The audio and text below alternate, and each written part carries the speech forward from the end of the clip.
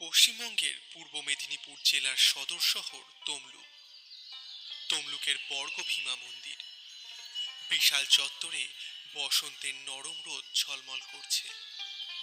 পাখির কলকাকলি আর ভক্তদের মৃদু গুঞ্জন মিলে এক ধরনের প্রশান্তিময় পরিবেশ তৈরি করেছে।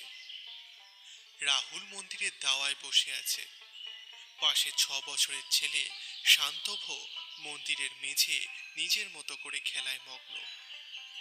এই মন্দির রাহুলের কাছে শুধুমাত্র একটি ধর্মীয় স্থান নয়, এটি তার জীবনের এক অনন্য অধ্যায়ের সাক্ষী।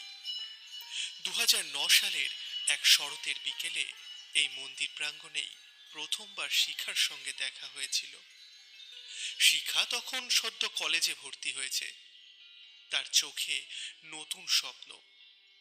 রাহুল তখন পোস্ট গ্রাজুয়েশনের প্রস্তুতিতে ব্যস্ত, কিন্তু শিখার অনাবিল হাসি যেন তাকে এক নিমেষে অন্য জগতে টেনে নিয়ে গিয়েছিল। এই মন্দিরের পুকুরের সিঁড়িতে বসেই তারা প্রথম কথা বলেছিল।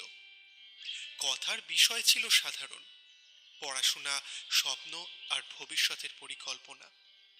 কিন্তু এই সাধারণ কথাগুলির মধ্যেই তারা একে অপরের মধ্যে খুঁজে পেয়েছিল এক গভীর সংযোগ।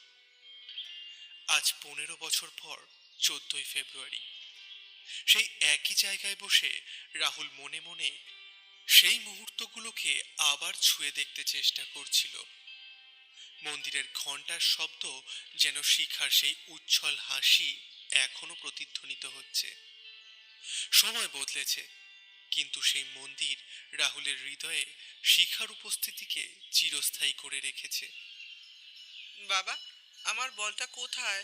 হঠাৎ শান্তভের চিৎকারে হুঁশ ফিরে এলো। দেখো, এখানেই কোথাও আছে। আর তুমি তো তোমার নিজের খেলনা নিজেই হারিয়ে ফেলো। শান্তভ মেঝের দিকে ঝুঁকে বল খুঁজতে খুঁজতে প্রায় পিছলে যাচ্ছিল। এমন সময় একজন মহিলা এসে শান্তভকে ধরে ফেলল। এ বাবা, একটু হলেই তো তুমি পড়ে যেতে। তোমার মা কোথায়? শান্তভ অবাক হয়ে মহিলাটির দিকে তাকিয়ে বলল, আমি তো বাবার সাথে এসেছি।